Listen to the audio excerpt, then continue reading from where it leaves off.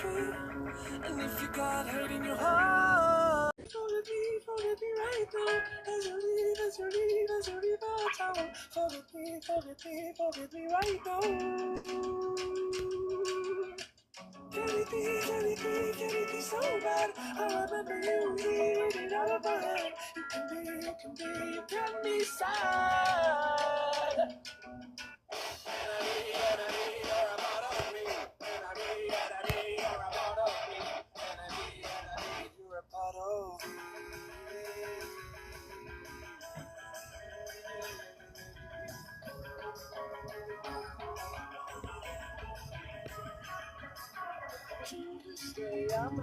Hey Naomi, how's it going?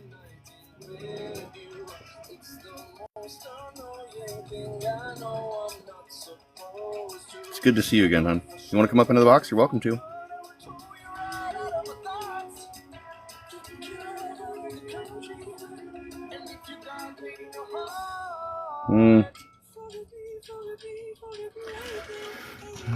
May or may not be dying, but that's okay.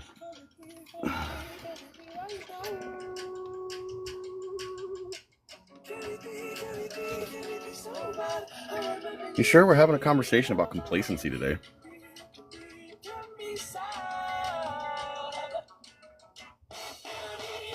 Hey, Angelica.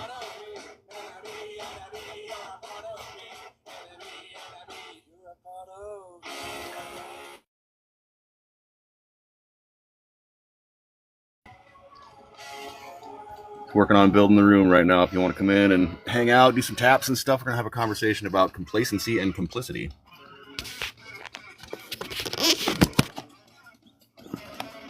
Okay.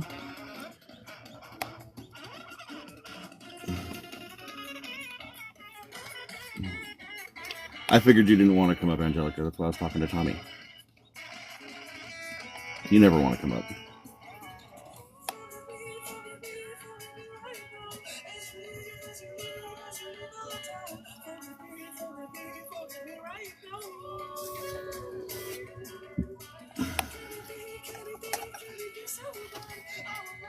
Well, I can't get the conversation started until I get some folks in the room. So if you don't mind just doing the tappy things.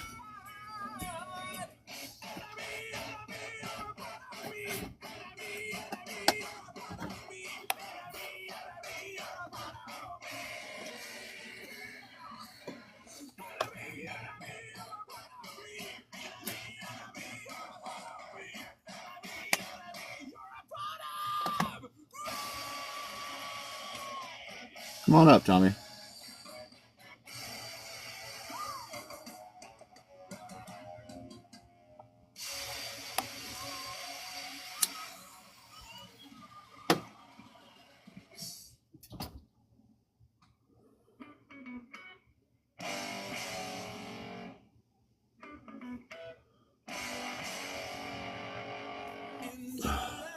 If you guys wouldn't mind sharing it out too, it seems like there's a bunch of folks that don't get notified when I go live, and they can't even find me unless they're sent an invite. So just share it out to folks if you don't mind, please.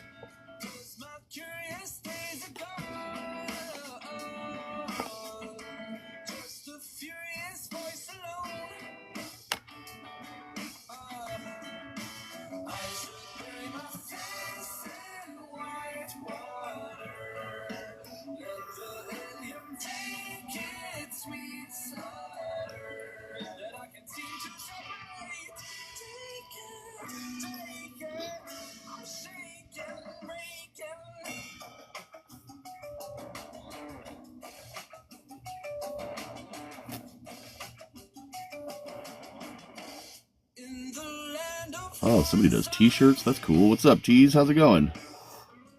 I want to know about your business.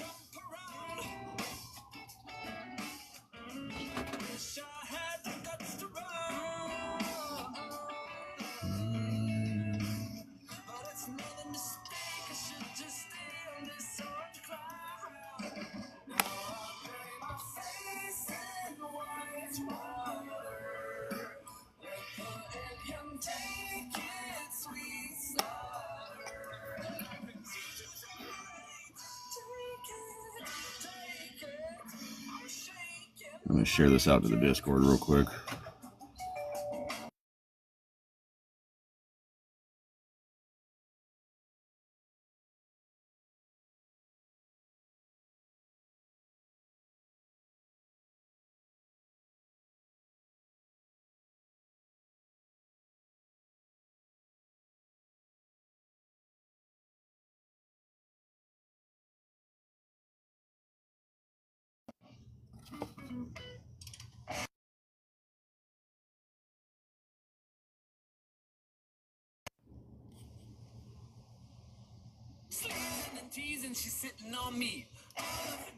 Alright, let's see. What have you been up to, Naomi? I haven't heard from you in a while. I've been kind of worried about you.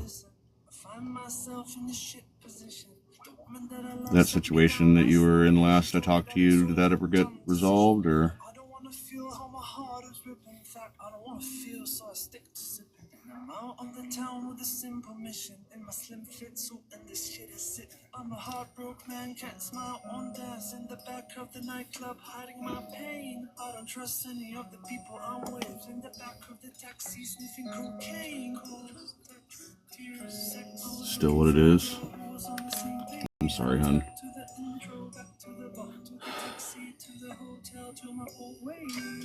Naomi, are you in the Discord yet?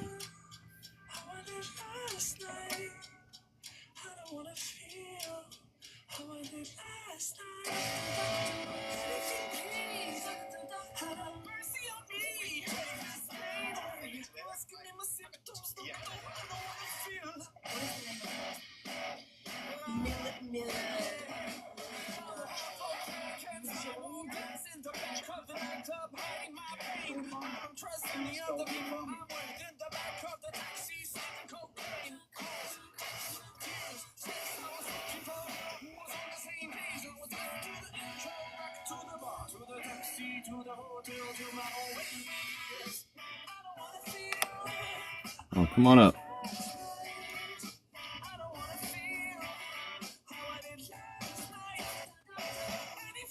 Yeah. What's up, Angelica? Just laying here. Yeah. Such a nice day today. I was outside earlier. Hey, Naomi, if you're in the Discord, send me a friend's request so that I can connect with you.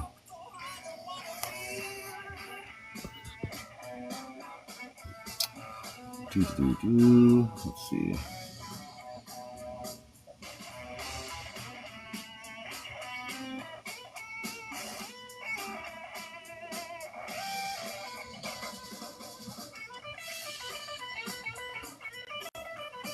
What are you up to?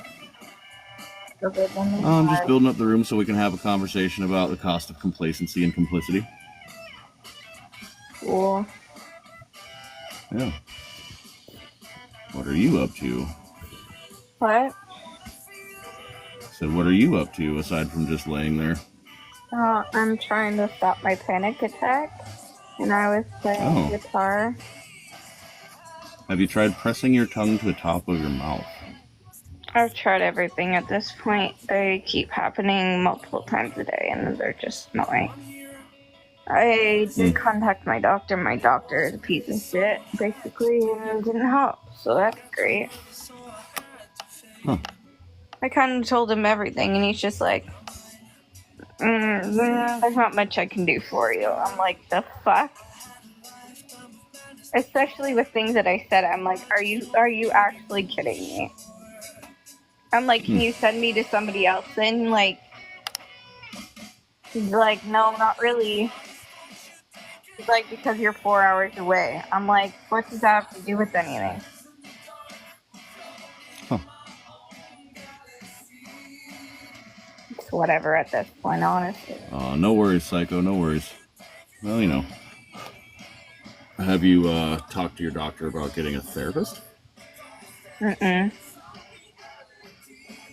That might be helpful. I asked for a psychiatrist, though. Not that I really wanted to do that either, but I mean something with something, right? I would suggest starting off with a therapist. He wouldn't even do a referral for a psychiatrist. I'm like, can you refer me to a psychiatrist? I said, I don't care where it is. I said I can do over the phone. Or I can, make arrangements to go down. But, like... Psychiatrists usually cost more money than a therapist. I suggest starting with a therapist. That way your therapist can back you up and send a referral to your doctor. And then your doctor can get you to a psychiatrist. Well... Anyway, I learned a new song. You want to, I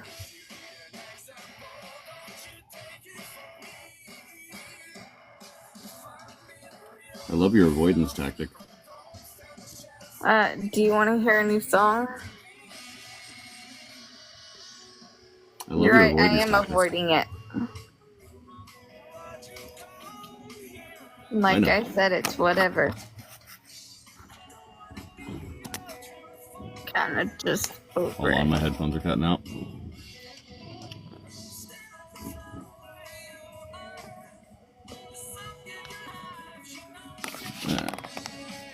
Say something, see if I can hear you. Hi. Oh, there you are. Okay. Like I said, it's whatever. And you're right, I am avoiding it. And do you want to hear a song?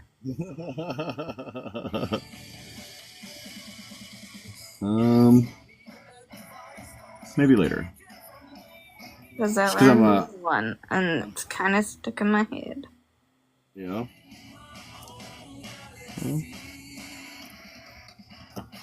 I would be interested in hearing it later for sure. At the moment, I'm kind of going through this this playlist from an artist I found here on TikTok. I may not be on here for long, just so you know. Okay. That's fine. Let's see. Welcome in, welcome in.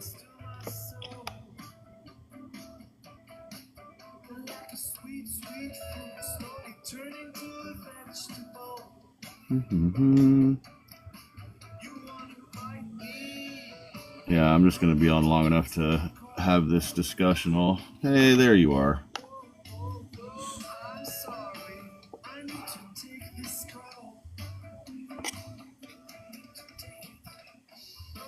Sorry, I didn't get the notification. I also have a bunch of notifications right now, so that could be it this time.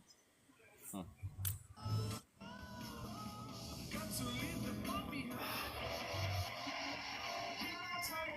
Let's see.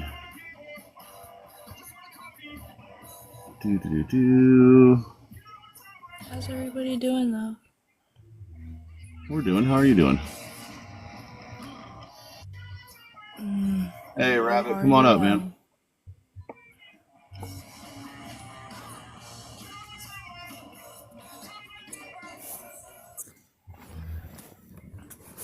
We're having a conversation today about the cost of complacency.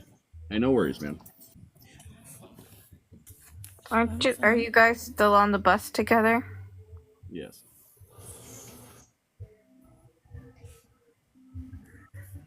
Anyways, how are you, Angelica? Angelica's here. And yourself? Still on the struggle bus, but like I said, it's whatever. Felt that. Yeah, my allergies are definitely kicking my butt today. Allergies? I didn't even know I had. Allergies suck. I didn't know what the fuck allergies were until I moved up here. It's what happens when you move to a new spot and the pollen starts to kick in. What's up, Puffin Master? Come on up, man. We're gonna have a conversation.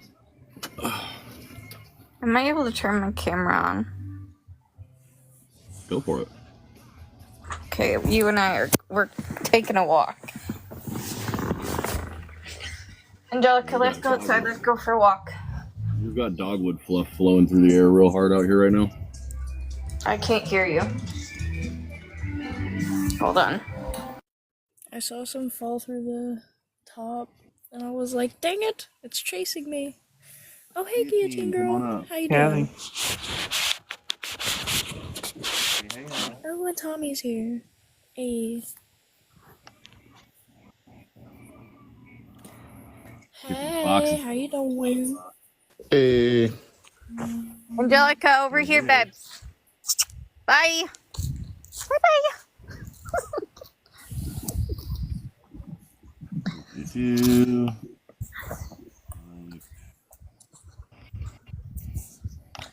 Hey, Tommy, how you doing?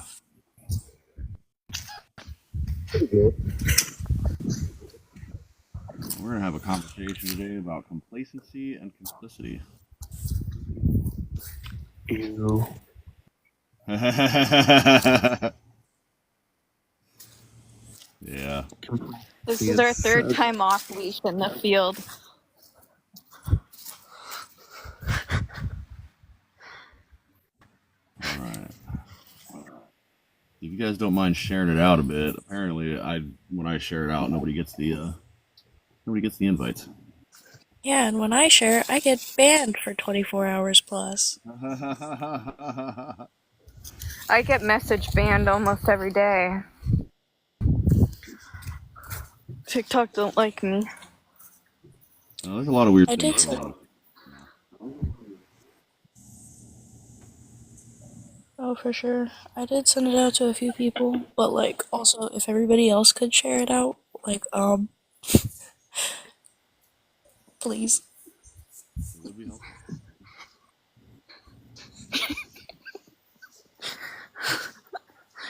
Where are you going?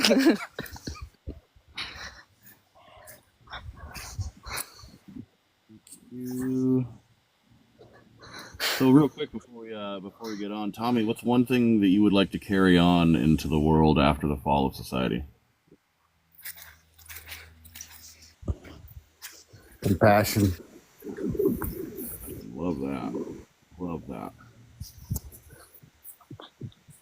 Well, it's what defines society. Oh, yeah. I mean, no. What defines society currently is, well, generations upon generations of oppression. But I like the concept of compassion being the thing that defines society, and I would love for that to be a thing that passes on. What's up, Sam? You want to come up? You're psychoing. Guillotine, what's one thing that you would like to carry on in the world after the fall of society? Determination to get shit done. Ooh. I like Drive. Drive is good. Okay.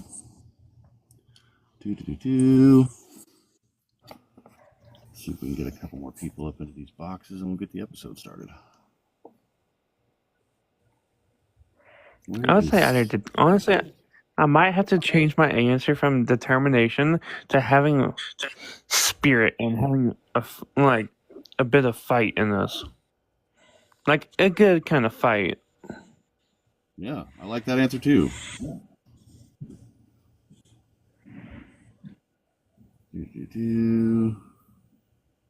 Let's see. Where is Seeds?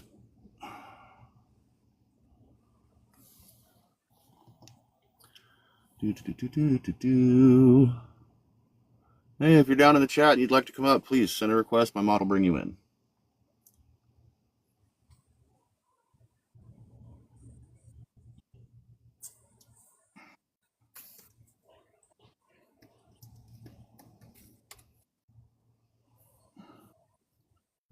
Lottie Dottie, we likes to party.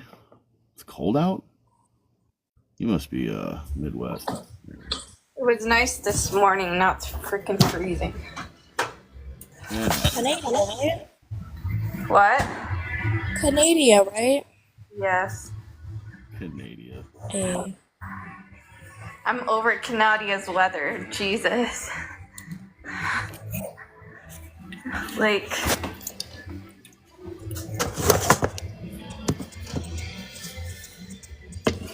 Anyway. Send snow. Requesting backup.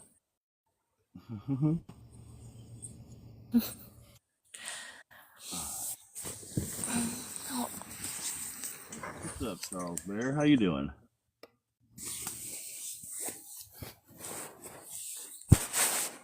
Hell of a name, that.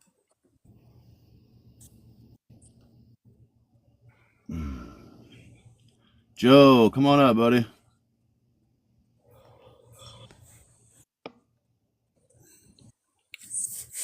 Every time you guys don't come up, I pass a little more inside.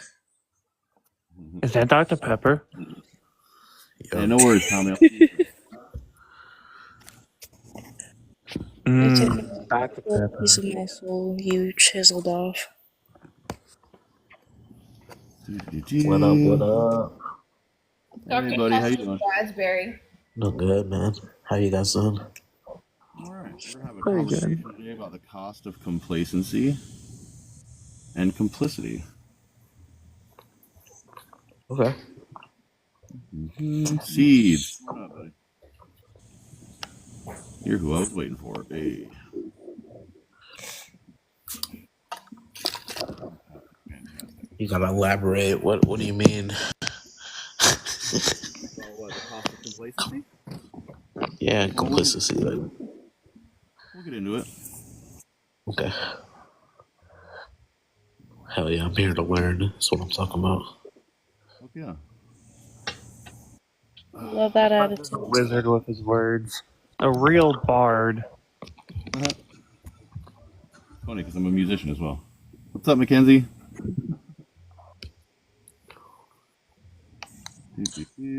Where's Seeds? Seeds, come on up to the box, man. I don't know, but tacos sound really, really good right about now.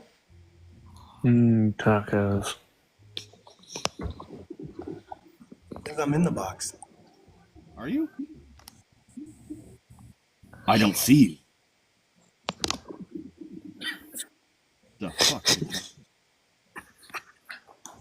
I invited Seeds up. I swear to God.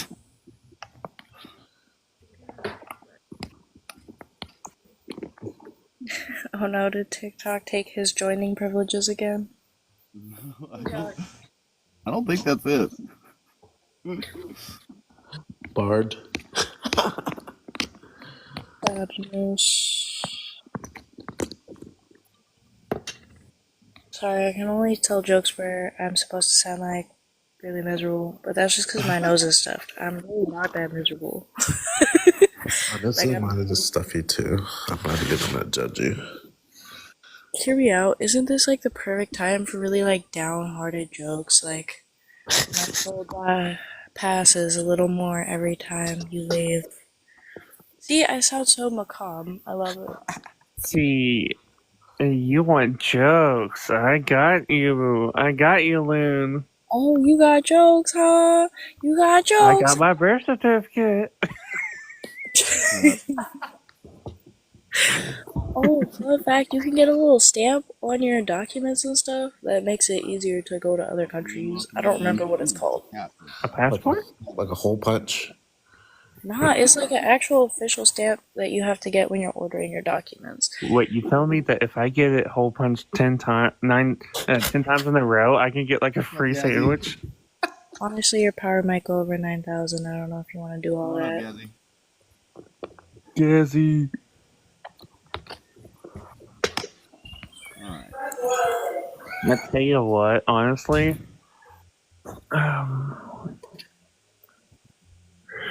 see, oh my god, I don't know, man. I got one. Knock, knock. Who's there? Banana. Banana who? Knock, knock. Don't you fucking dare. I know the song. Hello. I got one. Let me have my fun, please. Okay, who's there? Banana. Banana Knock, who? Get muted. knock, knock. This is the last time. Let me finish. And then I got one. Somebody better ask me who's there or I'm breaking Who's in. there? Who's there? Orange. You glad I didn't say banana? Okay, now I got one. Knock, knock. Who's there? Oh boy. Owl. Owl who? Yeah, they do. That's stupid. I love it. Huzzah. I love it. Okay, Knock, I got one for you. Hold on. Oh. Knock, knock. Who's Who's there? there? Cargo. Cargo who? No, cargo vroom. Clap, clap, as you should. Knock, knock. Welcome in, everybody. Welcome in. If you'd like to come up into a box, please hit the request. My mod will bring you in. We're going to have a conversation about complacency and complicity. Have you ever heard of Maya Hihi? Maya Hoo-Hoo? You got it. You are my favorite person. You're finally the only one that got that one. You know about the old YouTube skit that happened like 12 years ago? Yes. I don't know. I get most of mine from what's that girl's name? Selena Spooky Boo. Have you ever seen her videos? I die laughing. You should send me one because I don't know people by name.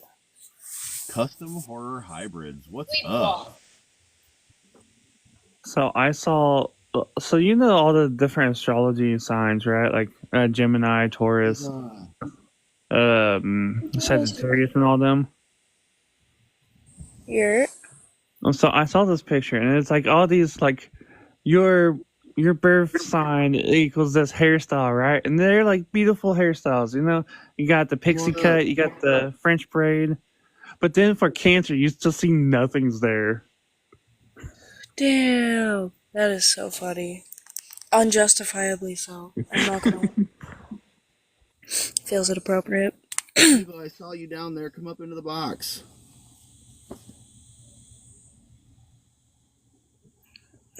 Yeah, Diva's not showing up anymore. Oh, dang it. Fox, you're all good. No worries if you're still here. Sorry, Fox shot me a thing saying that he can't come by, and I was like, oh, rats. No worries, no worries. If you guys don't mind tapping the likes and tapping the shares, I'll try to get boosted down to the FYP if possible.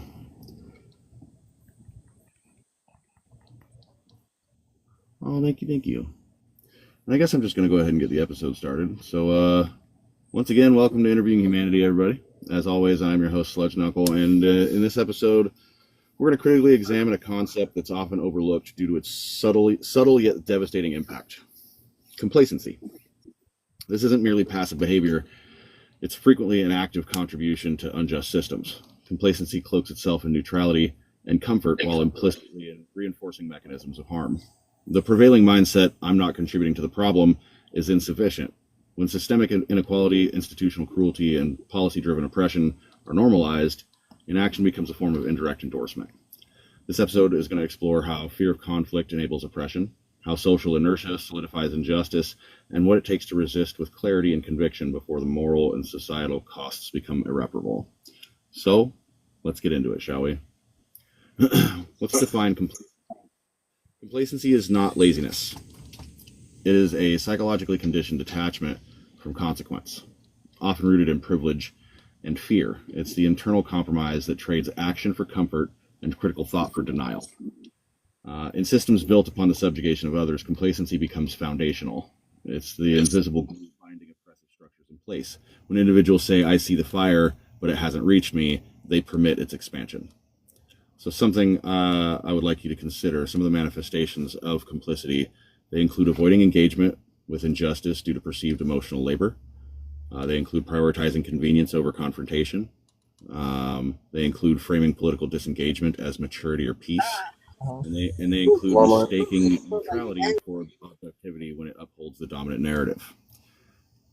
And another thing I'd like for you to reflect on before I get to some questions, go ahead and think about these concepts. Have you ever knowingly remained silent in the face of wrongdoing? What internal barriers prevented your intervention, whether it be social fear, internalized helplessness, systemic conditioning? What are the ethical ramifications of that silence, and how can you ethically recalibrate moving forward? So my question, I'm going to start off with seeds on this one. Describe an instance where you identified your own complacency. That one was addressed to me? Never. I've never been complacent about a single thing I cared about. I've always been actively engaged with the discussion or the conversation or the implementation of solutions. It's not something that's ever been inside me. So I don't even know how it feels to be complacent about some shit. Have you ever noticed a subtle complacency in someone that they were not aware of? Yeah, like everybody I've ever worked with at a job, they're complacent even about the way that they distribute, poison and are very kind of nasty about it. I've never seen any of my coworkers, spit in anybody's food or do anything raunchy, but just their general approach to their job. And it's not just in fast food; it's a problem that's in every profession because most people don't want to do what they are doing. They're doing it because they have to. It's the best of a worse situation. So most people don't want to, and that causes them to be complacent about things that ain't even about world issues. It's literally, you know, wash your hands after you come back from a cigarette. Don't blow vapes while you're sitting there, flipping somebody's burger, shit like that. And it's just the complacency goes well beyond shit that people really don't care about, like values, principles, and the implementation of solutions. It goes all the way to just things that you're just like, bro, if you're going to do this shit, like I don't like capitalism, I don't like my job in and of itself, but I do my job the way without that sense of, pointlessness because I know that everything that we do there is affecting these people, and whether they knowingly and willfully consent to it or not is irrelevant. I know the reality of what they are getting sold, and they're paying for it. And so I've noticed my coworkers a lot of times are very complacent about everything, including their own little job, their own little position in the world. Yeah. Thank you for that example. I appreciate that. Loon, can you describe an instance where you identified your own complacency? Yeah, I guess it's more like an overarching theme, but like having grown up in Texas, there are a lot of people who will say not so okay things to you. And they won't say it about other people, really, when you're another POC, but they'll say things to you and you kind of just have to laugh it off or accept it because the consequence of not doing so is hundreds of other people now having an issue with you or getting beat up after school or getting attacked in the parking lot. Any of these are great examples, and I think it's I guess, when I think of it, I usually think of complacency in terms of like, you're being complacent and hurting other people, but I think that this is one of the biggest examples of complacency that just really hurts yourself. It doesn't help anybody else, but it really ultimately hurts you. Thank you for that example.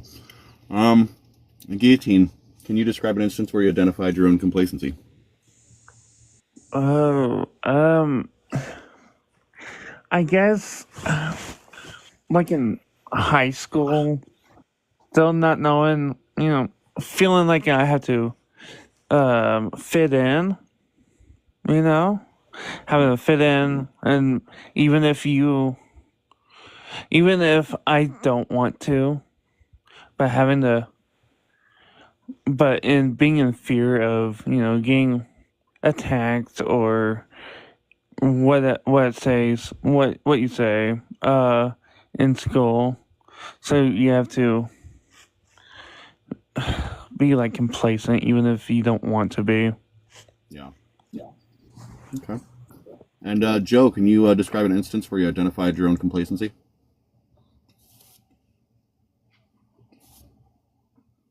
You're muted, Joe.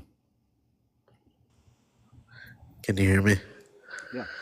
Maybe, I don't know. I'm trying to figure out the definition of it, I guess. Maybe like being out at a bar and not wanting to like being pressured to like drink or something. I'm sober now. I've been sober for like a little over 2 years, but like maybe being out in just a situation where you want to be there and you're just like, all right, it's cool, but you don't want to be pressured to like, I don't know if I'm understanding the definition correctly, but like... To be complacent is to see an injustice or a wrongdoing happening, and instead of standing up and attempting to bring an end to this injustice, you instead just determine that someone else will take care of it, or it's not your problem. Oh, okay. Well, yeah, I used to be a bartender, so like maybe if somebody had too many drinks and I knew they were gonna tip, like somebody was gonna tip good in that party, instead of like cutting them off necessarily, just like keep allowing it to happen even though it's wrong. Like I don't believe in that. I guess now looking at it, instead of like risking their life or like risking my job, I was just worried about like a tip for like the money. You know what I mean? complacency and complicity for sure. Thank you for that example. Seeds, how do you think we can distinguish protective disengagement from enabling behavior?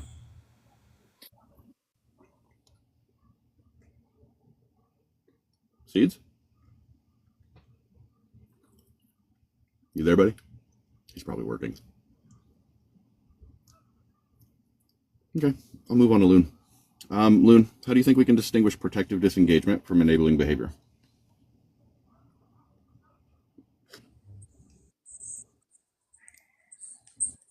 I think it's kind of a fine line with a lot of gray in between, honestly, because it's really situational dependent. But if it's hurting somebody, then you should say something.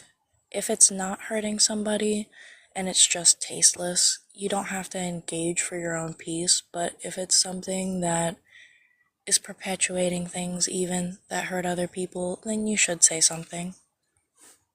Absolutely, absolutely. Guillotine, can you tell me some narratives that reinforce public passivity? Public passivity. Intimidation. Like being intimidated into staying quiet, even if you want to speak out and fight against the problem. Absolutely. Absolutely. What about you, Joe?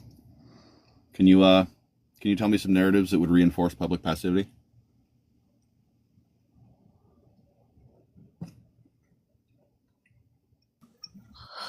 My bad, bro. I'm trying to figure out this mute thing. All right, maybe like just being nervous to like approach a situation. Some people are like scared to like have like stage fright, you know what I mean? Like scared to say anything because they'd rather just like not be put on point, or maybe like they're scared of interaction with other people.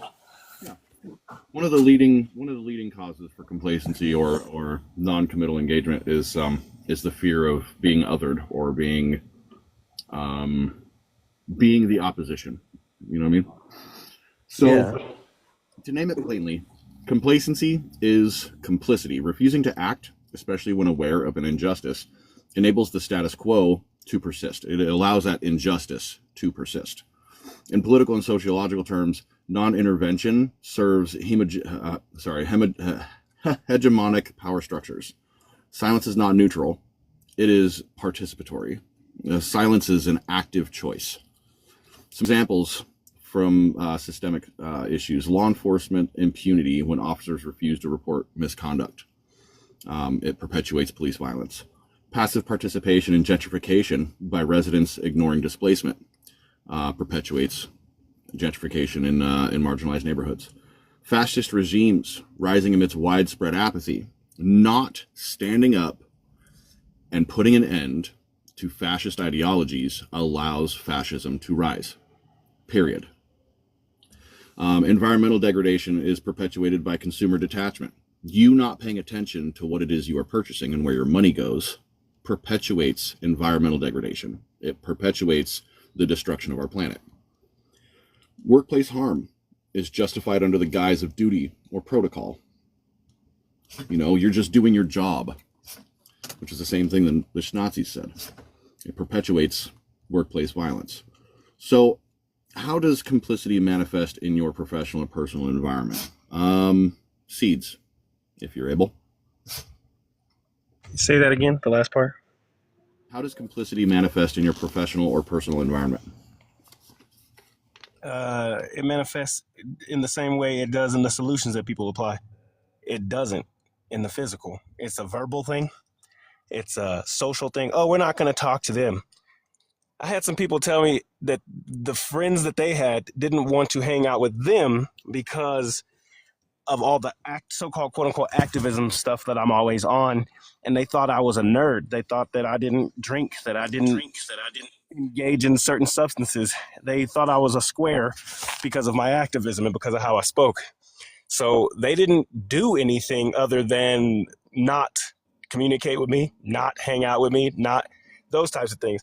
So the implementation of complicity is just business as usual.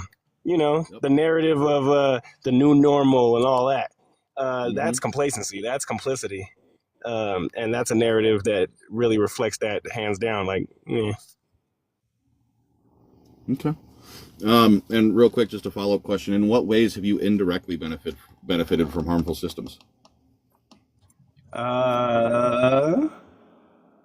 I've grown in a system that allows me to have privileges as a man that I can't even recognize, to the point where even when I come into spaces like this, up until like a couple of weeks ago, a month ago, 2 months ago, there were things that people would say in a space and only the women could catch it, because the men, even me as a man and the men in the room could not catch, or not could not, it wasn't that they could not, is that they weren't versed in being able to identify when this form of sexism is being applied for really reals. Like, for the fact that these women has sat in this live and told these people over and over again the same shit for 45 minutes. And then I come in, and sure, I got an articulate way of saying things, but as soon as I said it, they were all like, yep, yeah, I get it now. I understand. That makes Mm-hmm. perfect sense. And the women were like, bro, that's because you're a man. And I was like, oh, I thought it was because I was articulate and spoke well and condensed the idea and the concept down to a reasonable ability to be understood. Nope, it's because I was a man and they're men too, and they don't want to hear that shit, the truth from a woman. So certain things like that I couldn't even identify. So I'm sure I benefit in a myriad of other ways. You know, that's a really, really succinct example that you threw out there, and I really appreciate you bringing that forward. There's a lot of complicity and complacency that men end up engaging in unawares because they don't want to take a woman's words seriously or with any value. It's really frustrating. Really frustrating. Loon, how does complicity manifest in your professional or personal environments? Um, I guess a good example for personal would be like, I'm not gonna lie, every time I have to like, talk to the police, I'm pretty nice about it. Alright? I am pretty nice about it. Because there are just certain things that, with the consequences that I've seen happen and that have almost happened to me when I have not, are too much. And it's probably only gonna get worse from not even here on out, but from about January on out. You know what I mean? That's definitely a good personal example. Not too proud of it. I like ACAB all the way, but I'm also not gonna start something most of the time because it's not worth the consequences. You know, I think that's entirely valid because as a young black woman in the United States, I think that doing anything you can to not be immediately assaulted by the police is probably a good idea. Thank you. Yeah. Oh. It's terrible. I've literally like had a police officer sit on my head. It's like it's wild and like I'm not big. You do not need two people to hold me down. You know what I mean? I appreciate that example. Um, Guillotine, how does complicity manifest in your professional or personal environment? Honestly, I don't know how to answer that question. I I don't know. I I just don't know how to answer that one. Okay. Okay, no worries. In what ways have you ever indirectly benefited from a harmful system? Harmful system. I guess. Trying to think of a way to explain it. I guess I honestly don't know how to explain it. I am so sorry. No worries. You don't have to apologize. That's what these spaces are for learning and education. If you don't have an answer, that's fine. Joe, how does complicity manifest in your professional or personal environment? Mhm. Uh, I don't know. I'm trying to like uh, I'm trying to get an understanding for really like freaking I don't know. Recently, like I guess going back to the drinking thing, I'm like I used to be a bartender, which is like ironic. I used to be a bartender, so I used to serve people drinks, but like I don't like drinking, and then like I don't drink anymore, so why would I still be a bartender? You know what I mean? So I'd like, Yeah. I don't know if that's where I'm going with that. I'm trying to figure it out. I got put on the spot. Well, for example, let me give you an example real quick. Okay. Oh, hey Liz, come on up. for example, if as a bartender, I'll even use bartending as the analogy. As a bartender, you see a woman who has had a little too much to drink, and you haven't quite cut her off yet, but you notice that there's a couple of men who are insisting on buying her more and more drinks, and they have a rather lecherous approach about them. To be Yeah. complicit would be to continue giving them drinks. Yeah. Okay. Right? Instead of like checking up on them and stuff and like getting somebody to step in. Yeah. Okay. Just that would be enabling a possible and quite probable harmful situation to happen. Instead of stepping in and saying anything about it. Okay. Yeah. Yeah. So with that understanding, can you think of a situation in which complicity manifested in your environment? That same exact way. Like not stepping in, just knowing that I'm gonna get like a good tip from it from those guys or something. That would be the wrong thing to do. Like, but not doing it because I guess like I don't know. I'm a shitty person. What's up, Coyote? And Joe, in what ways have you indirectly benefited from harmful systems? I would get money from that, like from exact situation, like from those guys or whatever. If I knew they were assholes and like if I should have cut her off or whatever, but I knew the guys were going over there to mess with her, that would be like something that I would have done. Like, I don't know. Okay. Well, self-awareness is key, and I appreciate you being aware of your complicity in that situation. Hey, Laura, come on up. Mm-mm. So, hey, Coyote Joe, I got a question for you. How does complicity manifest in your professional or personal environment? How does duplicity? No, complicity. Being complicit or complacent. Well, in my business, it's always easy to rest on your laurels or be lazy. Going back to your original jokes, I'm an artist. So I'm ever having to transform, perform, and get a new hustle. So I'm always having to find the funniest thing. I'm always trying to work on it. It's a work in process, and that's what I love about it. Yeah. But it Okay. is complicity is bad. In what ways have you indirectly benefited from a harmful system? I mean, being a comic and being a singer is all about bravado, and it's all about being a dick. I basically benefit from being a bully or being better than or being competitive. It's all the worst parts of a person's morale and ego that you want to stroke. But that's the way we're built here, right? Yeah. Having been in the artist industry before, I completely understand that. So let's see. Let's go to Seeds if you're still there and able to talk. Can survival within a system ever be I am. Oop, I hear you. I hear you. You got the kids going. Say it again. Can survival within a No, I'm system not dealing ever with be them. They're literally playing their game, but they take up the whole house. can survival within a system ever be disentangled from support of that system? No, that's why I'm an abolitionist, because all this reforming and uh, redoing and resetting, I'm cool on all that shit. If I'm resetting my Xbox, that means I'm resetting the same fucking system. Like, if that system does not work, it's not broken, but it doesn't work. It doesn't even turn on. I need a different system.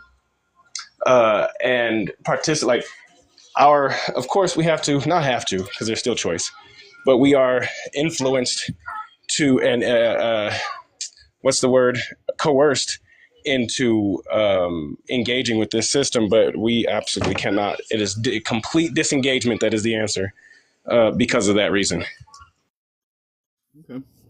Thank you very much for your input. What about you, Loon? Do you think survival within a system can ever be disentangled from support of that system? No, I kind of agree with Seeds here, actually.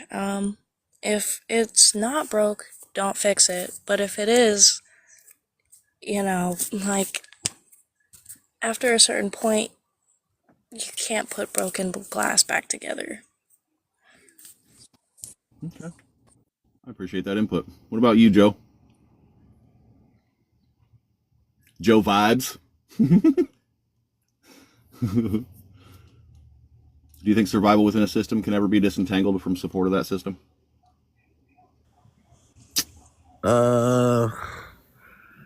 Honestly, no. I don't know. Nah, man, you gotta. If you can survive in a system and it's okay with you, are you asking like why should you not break it? I mean, if a system is harmful and if within that system you are surviving but not wanting to support it, can you disengage your survival in that system along with the support of it? No, it's like a parasite, no non-parasite or something. Nah. I mean, honestly, yeah, the systems are very parasitic. What about you, Coyote? Can survival within a system Now, ever be disentangled from the support of that system? I believe it can actually. I mean, we have communes, we still have indigenous, untouched people. If you don't like your system, get out of it. No one holds you here. No one is held to where they're at unless they are in punishment with the law. And abiding that, since I'm not a big law fan, I would move anyways. There's the prepper, there's the theorist, there's the people who love the game, there's the people who love the race, and then there's the people who take all that broken glass and they make something with it. Normally, weird little tables, little settings. There's a beautiful world out there if you could think outside the box. The problem is everybody's jockeying for the same three people, the same two jobs, the same kind of lifestyle. That white picket fence is hammered into your head. That 2.5 kids is hammered into your heads. Stop it. Stop it. Find happiness where you're at, and you'll be happy where you are. Okay, interesting input. Thank you for that. Seeds. What strategies can we use for disrupting complicity at the community level? Can you hear me? Over them screaming chitlins.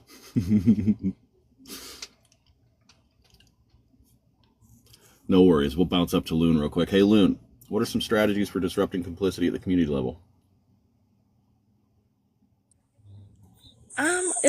I guess it's talking about your issues, you know? Like, I think a great example is, how unionization usually happens, which is people finally getting together and discussing the benefits they are or aren't getting, the money they are or aren't getting.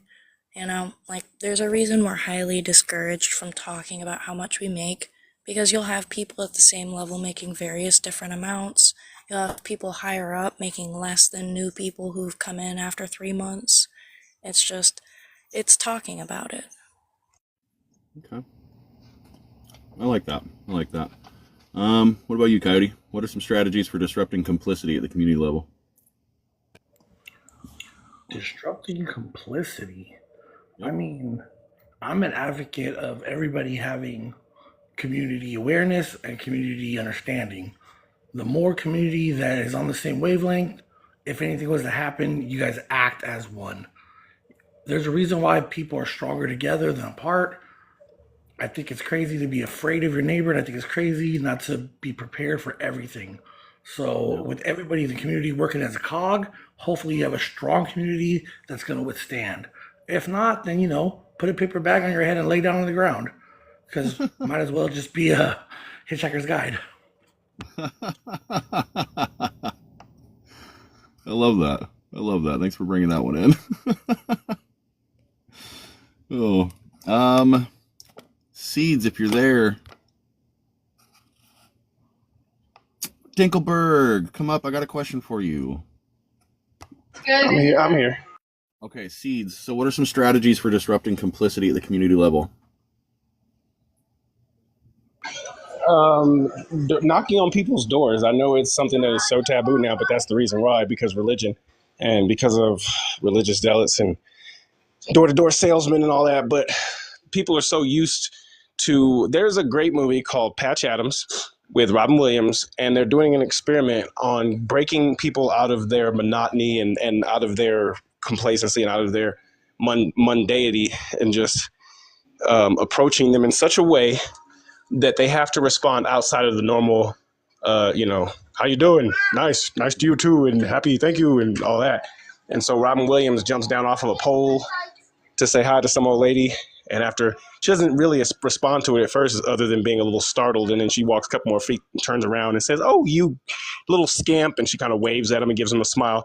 But just literally anything that is outside of the normal processes that is still contingent with civility and respect and boundaries, but just poking at people's comfort a little bit, poking at that complacency, and a lot of it's verbal. Like one of my favorite things to do is to tell people that we don't have a single hope or a shred of prayer here. So all this shenanigans about what we're going to do and plan to do, and all, it's really just us stroking our own egos, because largely that's not conducive to the United States. And that's a more harsh or abrupt example of something you can do. And just telling the truth. When somebody says money makes the world go round, I say, no, it doesn't. When somebody says we have to respect authority, I say, no, we don't. When like on and on, just poking at that shit and really picking it and chipping at the narrative, because that narrative is the recording playing in their head, whether they know it or not. So you either got to skip the record until it can come all the way off, or you got to just break the whole record. I can agree with that for sure. Something that I would like to throw out there as a strategy for disrupting complicity at the community level is accountability.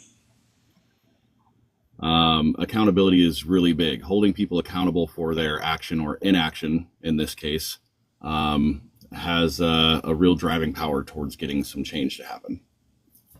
So let's talk about the psychological freeze and systemic dissociation that comes from or that fuels complacency and complicity. The freeze response is a neurological survival mechanism. In a hyperstimulated, trauma-saturated society, many individuals default to stasis, not due to apathy, but as stated here in the chat multiple times, fear. Capitalism intensifies this by fostering burnout, hyper-individualism, and performative perfectionism. It both exhausts and isolates and then blames the individual for their paralysis. Understanding is not absolution, however. It is the beginning of, as I stated, accountability. Common behavior behind this. Consuming crisis media without corresponding action, emotional detachment framed as self-care, rationalizing inaction through intellectualization, believing visibility invites violence and choosing concealment instead. Something I'd like for you guys to reflect on. What risks do you actually associate with public dissent? Who taught you to associate safety with silence? And how has systemic trauma informed your political disengagement? So my question, and I'm going to start off with Peaceful for this one. Can you describe a moment where you froze despite wanting to act?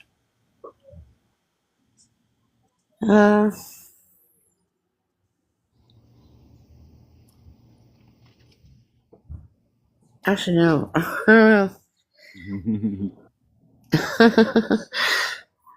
I got one if you don't mind. Go ahead. I was at a bank, and it was a while back, and there was a gentleman sitting there. I ain't gonna call him a gentleman. There's a dude standing there, older dude, talking about not Kaepernick kneeling for the national anthem and the pledge of hoship or whatever the fuck they be calling this shit. And he was saying that, and it wasn't that I just froze. I was weighing factors, always weigh factors. I was only on break for work, but he was just standing there espousing that shit. And even all of his talking points were so rudimentary and subjective and full of brainwashing and full of brainwashing and blind patriotism that I just wanted to tell him, like, bro, you're a little fucking cult member, and just leave it at that. But I had shit to do, so I didn't necessarily freeze, but.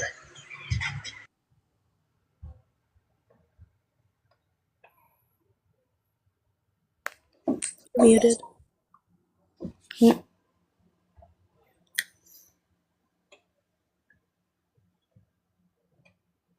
My bad. And what communal or cultural factors contributed to that pause of seeds?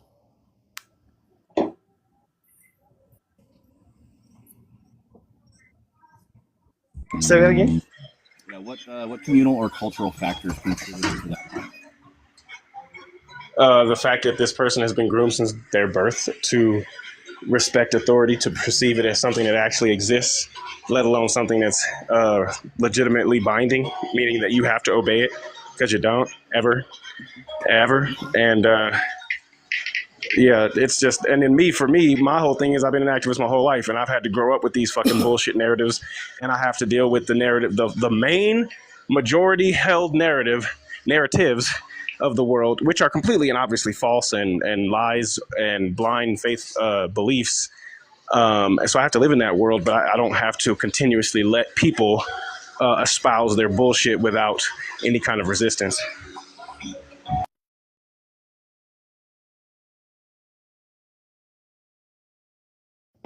Okay. Loon, can you describe a moment where you froze despite wanting to act?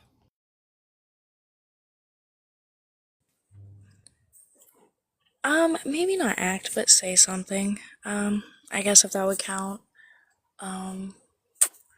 Yeah, no, if I'm like really like upset in a situation, I find it quite hard to say something, honestly, and a lot of it is growing up in an environment where the consequences of saying something other people don't want to hear was much worse than just eating it.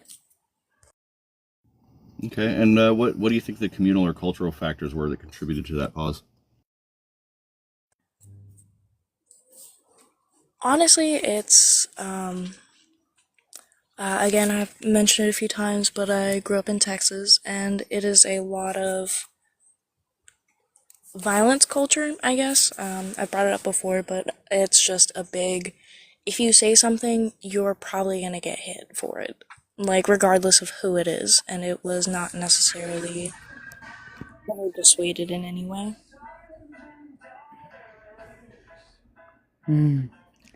Complacency is one of the grandest poisons of man, and the bystander effect.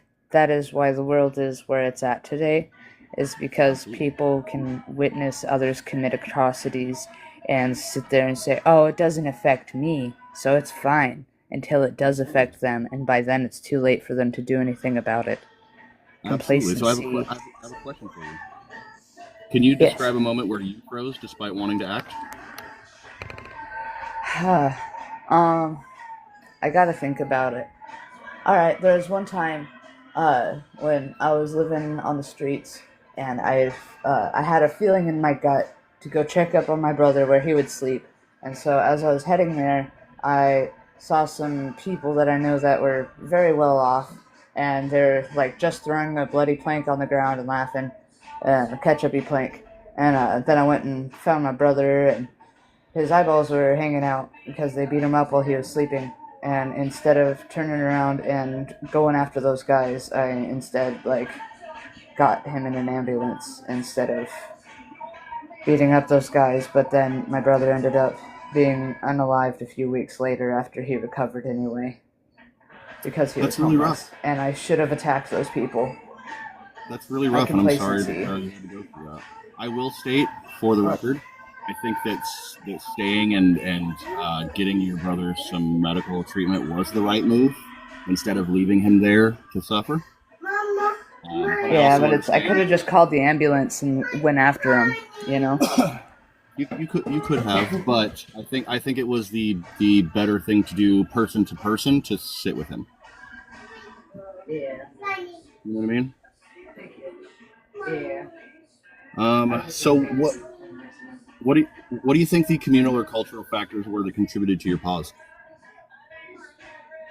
Because I was homeless at the time, and when you're homeless, you're not considered a human being. And those people are like grocery store and tourist shop owners that make big money and spend big money. So I were to defend or It's a avenge someone. it's a little hard to make out what you're saying, bud. Oh, sorry. Putting a show on for my kid. But it's, if I were to have retaliated, I would have had a much more extreme punishment than if I was a housed person at that time. Oh, absolutely. And Absolutely. because of the Let me give you a paradigms call. of those people, thank you. Yeah, and because of the paradigms of those people that have those kind of material means, because the police aren't there to protect the people, they're there to protect interest. Yes, they are. So they're not like they don't have to save anybody. Okay. And they've made that very clear. And in that complacency that the police have, like, I'm no longer on the streets, but I've been seeing it get way worse because people are complacent to other people's pain because they're afraid of looking at their own. Absolutely. Absolutely. And thank you for sharing your lived experience. And I'm sorry that you had to experience that. And I'm also sorry that you lost a good friend and brother. That's terrible. I appreciate it, and it made me stronger. It was, you know, shit happens, we grow from it. Oh, hey, Fuse, Sue. come on up. I love you, Sue. So, and this is just a general question. Anybody can answer this question. How do you think we can co-create spaces that make action feel safer than stillness? By embracing the rawness of our emotions and not downplaying ourselves to make others comfortable. We need to embrace that rage and not be afraid of it, so when we see a wrong, we can use our voice without freezing. We can use our voice without being afraid of physical reprimandation, because if we collectively started embracing our emotions in a righteous sense instead of a self-degradation or a control on others, then we could ship, like, if everyone started pointedly putting the work in and setting the intention in their subconscious mind this week, by next month, those tables would flip. But people are too afraid to embrace their own feelings, you know? And it's, yeah, because we carry a lot of genetic trauma from our ancestors, and that's a huge factor in the perpetuation of it, is it's so easy to just choose to stay inside the illusion. You know, Thank you for I'm your going to turn input. my music down. Hold on. No, you're good. Yeah. And thank you for your input. You've brought some pretty valuable insight to this, and I really appreciate it. So, radical resistance cannot be rooted in martyrdom. Give me just a second. Radical resistance cannot be rooted in martyrdom. The sustainability of liberation movements depends on balance between effort and resistance. I'm going to throw you on mute really quick so I can get through this. The sustainability of liberation movements depends on balance between effort and rest, between urgency and strategy. Resistance must be integrated into life, not performed at the expense of it. Some tactics for resilient engagement include micro-resistance, which is intentional daily disruptions of the norm, community care, which is prioritizing rational well-being over self-sacrifice, role rotation, which is to avoid burnout through distributed responsibilities, reclaiming your joy, practicing pleasure and play as a political act, and then capacity consciousness, which is to recognize your limits and moral boundaries. So some questions I'd like to throw out there, and we're going to start off with Coyote Joe on this one. How do you cultivate sustainable activism? I tend to speak truth wherever I go. With my authentic self, I try to help out those who are less fortunate, and I try to be a mediation in between short-witted people in small cases. I don't put myself out there in big places. I'm not activist like with signs. I'm not leading rallies. I'm doing small community level stuff throughout the homeless areas that I'm in because it betters my experience in these areas and because I'm big enough and people respect me. I don't know what it is. Even my uncle was telling me, he goes, why is it that whenever people walk by, they don't say what's up to me, even if I say hi to them, but they look at you and they give you the nod? I'm just one of those people. I don't know what Fair it enough. is about it, just the way I've been raised up, but I tend to be a peacemaker now that I'm older. Before I was a trouble starter. Fair enough. Fair enough. Hey, Blend, how you doing, bud? What's going on? I'm chilling, relaxing, winding down. I got a couple of questions for you, real quick, if you don't mind. Can you describe a moment in where you froze during an injustice instead of acting? Mm. Oh. No. Not at the moment. No, no My worries, no brain is worries. Go ahead. My brain is going crazy on that one. Okay. I will have to really Can you describe a way in which you indirectly benefited from a harmful system? indirectly benefit from a harmful system. You trying to have crash outdoors today, huh? No, we're just talking about complacency and complicity. That's all. I'm gonna shut my face up and sit back here and just listen. Okay. No worries. No worries. Yeah. That's what we're gonna do today. Hey, no worries, buddy. Hey, Seeds. Where was my question? Oh yeah. How do you cultivate sustainable activism, bud?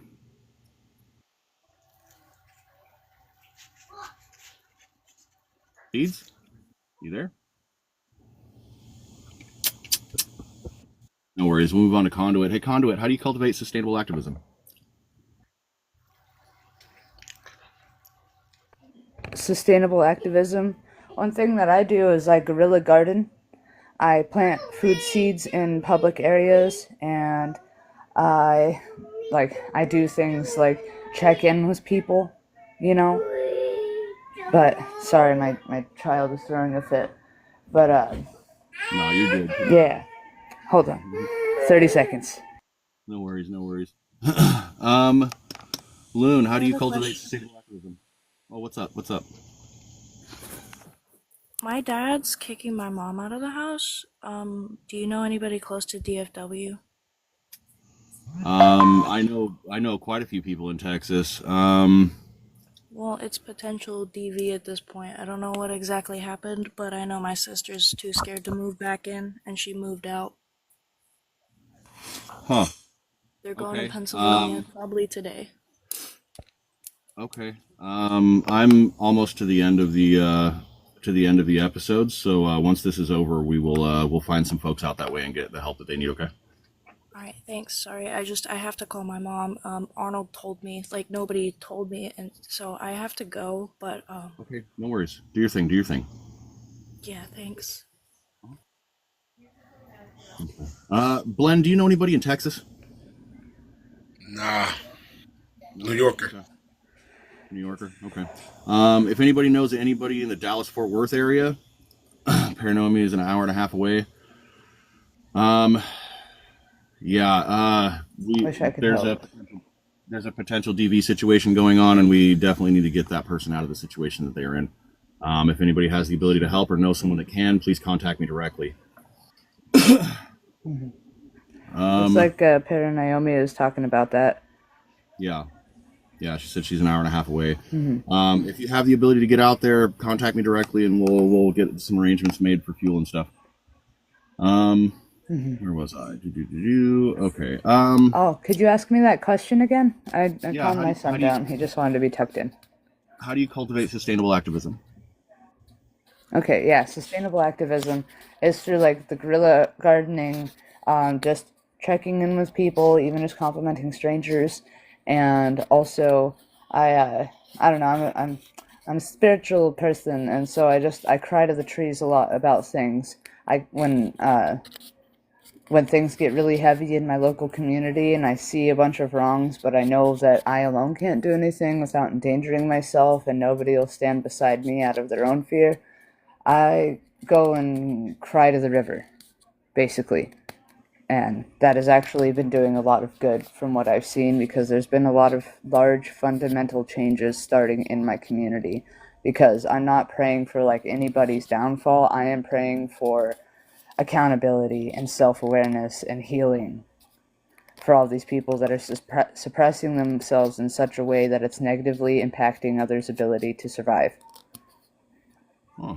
And also, Interpol has basically a helpline directly on their website where you can send them tips for like human rights violations and stuff. So if you need help and you're being refused help by the authorities that are obligated to help you, you can get that reported to the Humanitarian Rights Council, and that does a lot of big stuff too. Okay. I like because that. then you have an international lens looking over the situation. Ooh, I like that, and thank you for that input. If you have more information here at the end of the segment, go ahead and drop it in. So, what internalized beliefs equate exhaustion with virtue?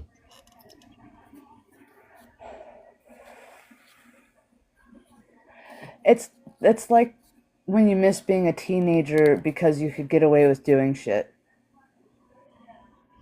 You know what I Okay. mean? Like you're Okay. exhausted from knowing that you shouldn't do those things. A part of you is like, yeah, it'd be fun.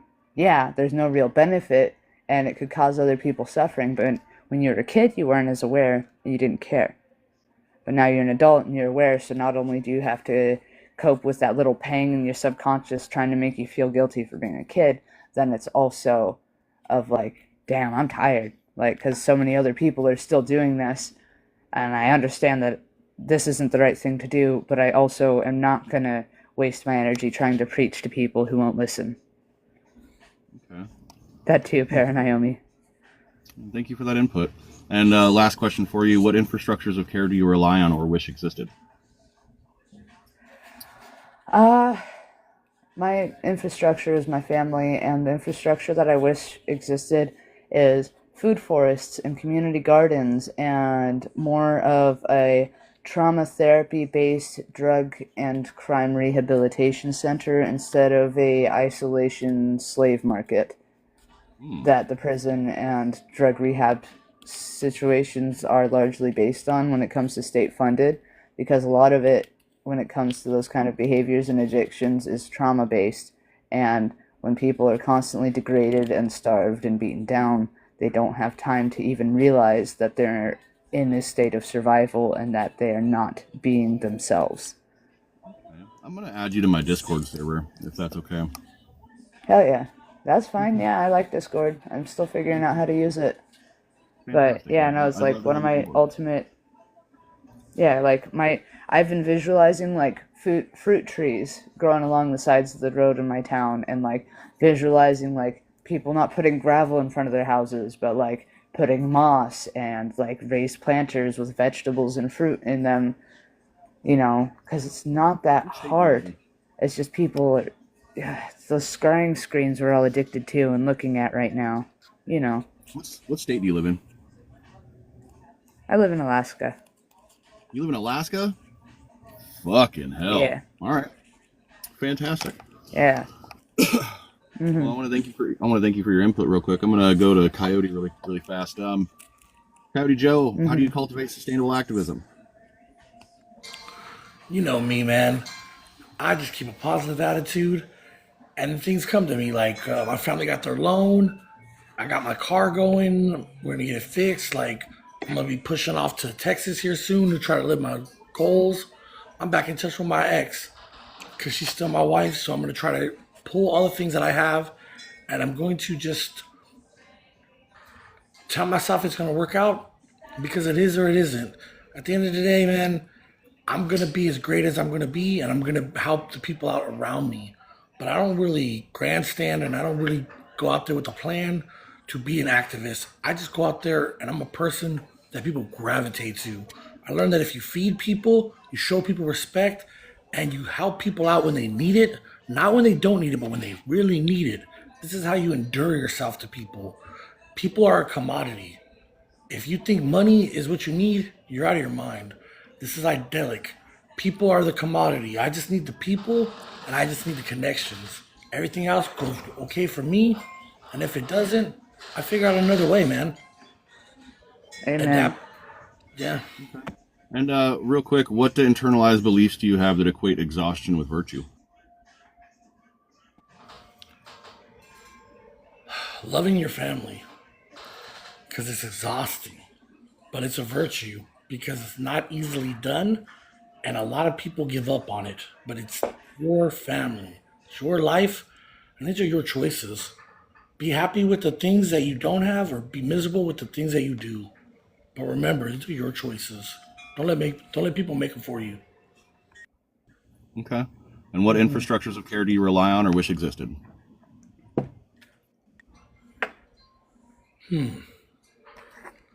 You know, I love the structure of being inside, and I know that's not what the world needs, but honesty would be great.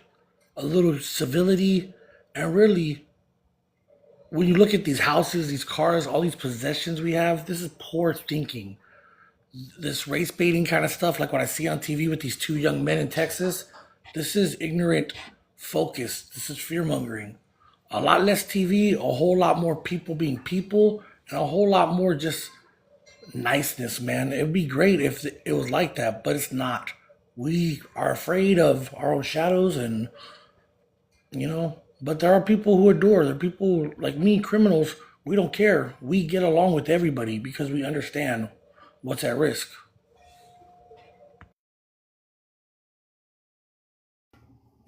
Thank you very much for that input. Seeds, are you available to answer? Yes. Okay. How do you cultivate sustainable activism?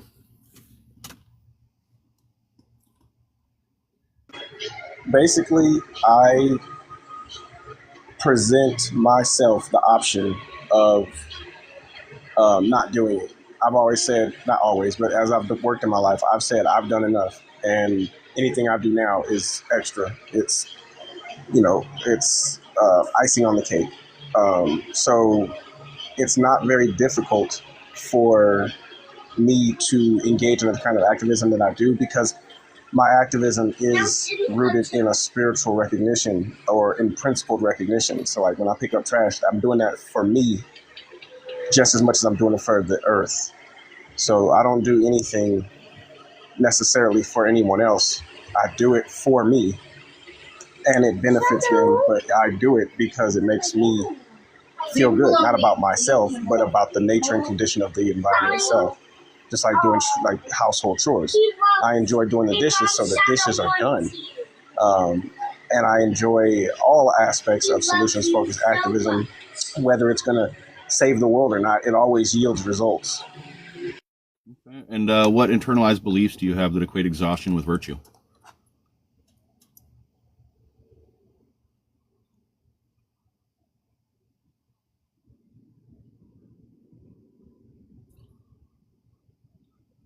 Did you catch that, Seeds?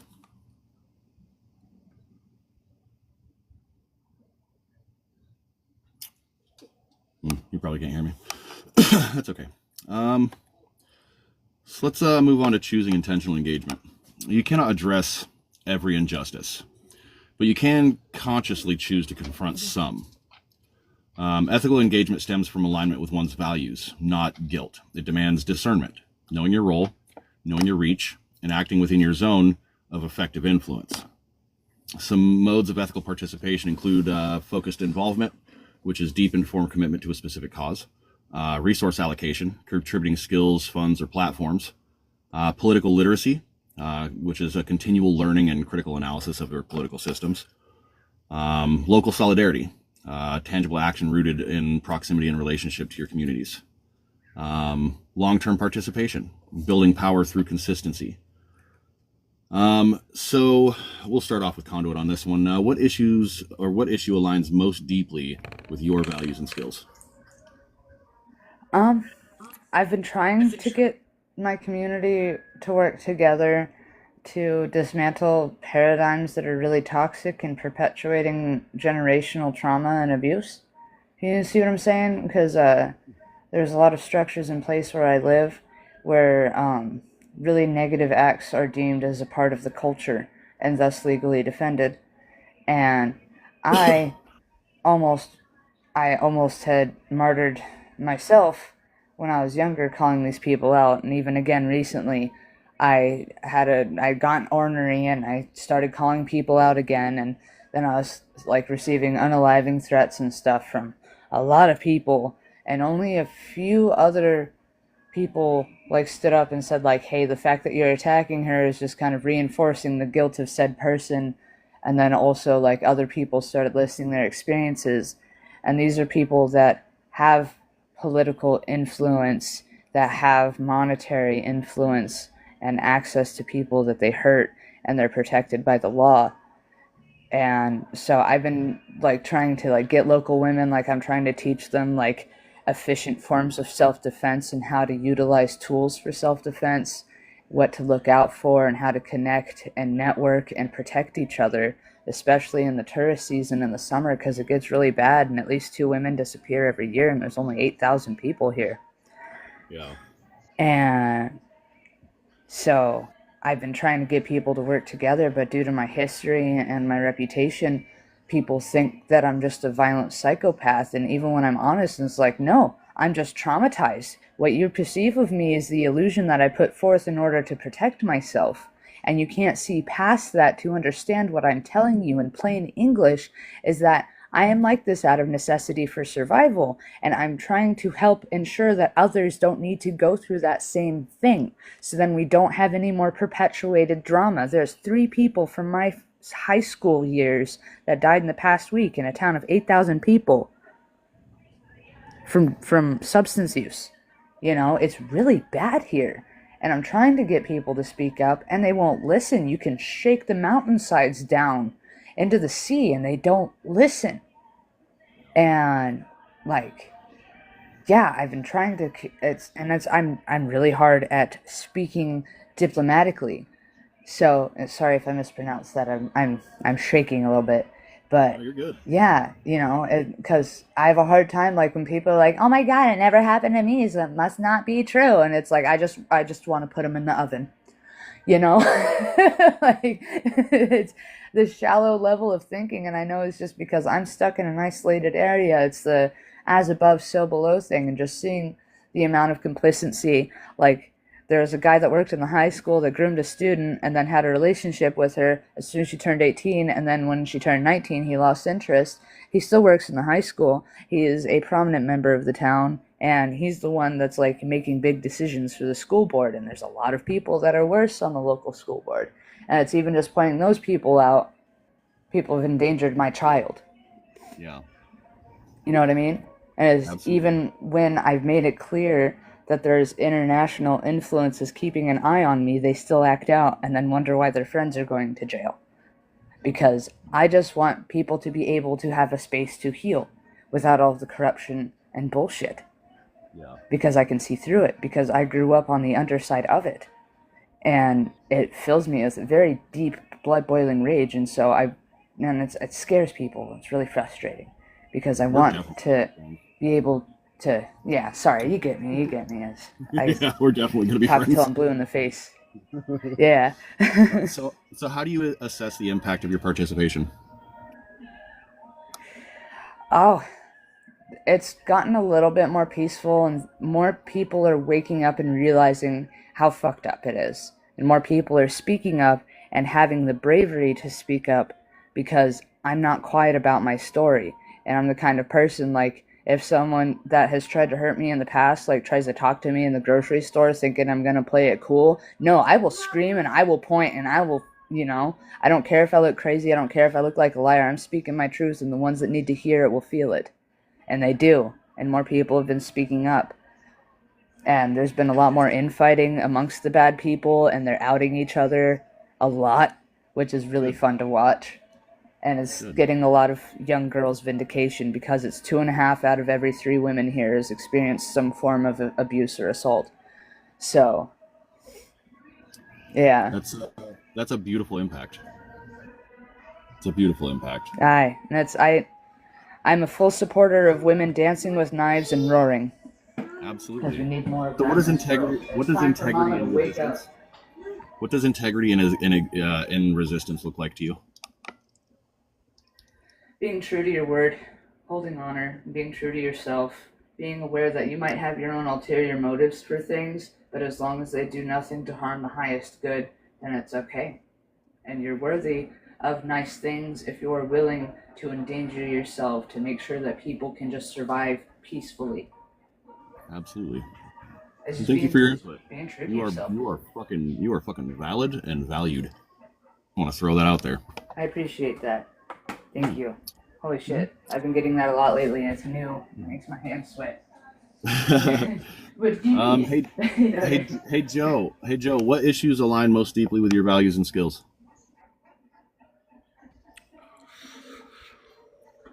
I don't know. You know, like I used to think I was here for garbage purposes or duty, but you know, I want to turn a new leaf and I want to find my artistry in there. So I'm hoping I'm going to be a bridge or a connector, you know, somebody who's going to find the people and make the right moves to get everybody that I need to in the same room so that I could push forward. I'm just looking for independence, getting ready to leave my family and try to live my goal, like try to live my realization. It's crazy.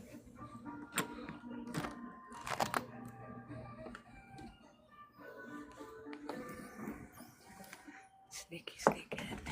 How do you assess the impact of your participation?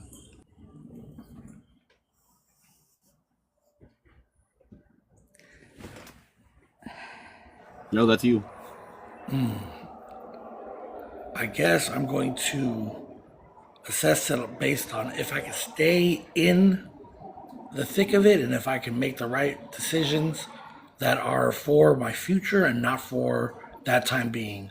I have a lot of pride that I have to, overgo. I have a lot of repairing relationships, and I have a lot of just unfamiliar things coming my way. So I have to remember to think about things first, since I am off my meds, and not react. And I have to remember to keep the things that I don't do when I go out, the things I don't do. It's going to take a lot of discipline for me. I'm going to be thrown into a whirlwind, and I'm going to see if I can make a name for myself, see what I can make stick out there, Okay. And what does integrity and resistance look like to you? Integrity is being true to oneself, and resistance is knowing well enough, I don't have to prove anything to anybody. So I have to remember to take care of myself, my family, and my house, look out for my career, and then whatever's left over, whatever overflows from my cup, I can then give to the people. But I have to get into one of those modes where I have to be a business person and not be a criminal. I can't think like I'm on the yard. I got to think like I'm in the boardroom. So it's a new mindset for me, but I'm looking forward to it. Okay. Thank you for your input, Do you bud. like to read, No, not unless I'm locked up. Coyote? No, what I was going to say is something that might help redirect is by reading Black's Law and just thinking about, like, putting in the mindset of, like, you're trying to train yourself to be your own lawyer, because to be a businessman and be a criminal is not too different. You're just trying to sell something different. Yeah. And so maybe reading up on Black's Law, even just opening to random pages and just looking at random words, it will help shift the mindset from being, like, in the cage to overseeing the cage. You know what I mean? Yeah. There's a PDF Yeah, download learn of the the Black's jargon, Law learn their Dictionary on my language. website. What was that, Seeds? Yeah, like, There's a PDF download of the Black's Law Dictionary available on our website. Fantastic. hell yeah. Seeds, That's badass. Seeds, I got one last set of questions for you real quick. What issue aligns most deeply with your values and skills? The abolition of the concept of government and authority as concepts. I am well versed in these topics and articulate enough to reduce the concept down to a very simple concept like authority vested in strangers, as opposed to representative government, et cetera, et cetera. Okay. And how do you assess the impact of your participation? When people tell me, like Alex, other individuals who I interact with online and in person, tell me that I've changed their worldview, or I've offered them information that made them change their worldview on their own. That's when I know. When somebody says, I went to evolvingseas.com and I learned X, Y, Z. That's when I feel the most pride in my work. And that's when I know that, because now that person holds on to that and takes it with them. For instance, I was talking to Alex and he said, we were talking about how society and the media and entertainment is a form of hypnosis. And he said, but when you're out in nature and it's all peaceful and stuff and you feel real good, isn't that a form of hypnosis? I said, no, the word you're looking for there is serenity. And he brings that up all the time. Like, that's one of the things that I've said to him or in his spaces that has really stuck with him to differentiate that concept. But that's really what it is. It's I got the gift of gab, and the truth is, we are a part of a cult that we don't necessarily consent to knowingly and willfully, and that's what my job is to present to people. Absolutely. And what does integrity and resistance look like for you? Integrity means that even if you experience cognitive dissonance, you learn to create methods for yourself to more easily assimilate truth without the cognitive dissonance. Integrity is doing what's right when no one's looking, and knowing how to differentiate for oneself that there is such a thing and that you're on the right path towards equity and towards that end goal. Fantastic. Well, thank you guys for your answers. I really do appreciate each of your input. So the systems that we live in are not dysfunctional. They're performing their intended function, and that function is domination. Mm-hmm. So the real question is not when will things get better, but rather when will we take responsibility for making things better? Every moment of hesitation fortifies the architecture of oppression.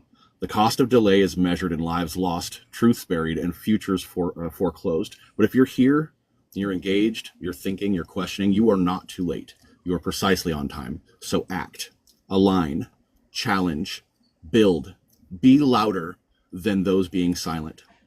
Because justice is never passive, and the future is authored by those who refuse to look away. As always, I have been Sludge Knuckle. This has been Interviewing Humanity. I want to thank each of my panelists for coming in and giving their input. And if you're not following them, you're doing yourself a disservice. And I'll see you next time, right here on Interviewing Humanity. Take it easy, everybody. I'll talk to you soon. Para Naomi, get a hold of me, please, in DMs if you can, so we can try to arrange getting Loon's mom out of the situation she's in. Mm-hmm. I'll talk to you guys soon. Nice meeting you. Nice to meet you, too. I'll talk to you soon. I'll send you a Discord invite, too.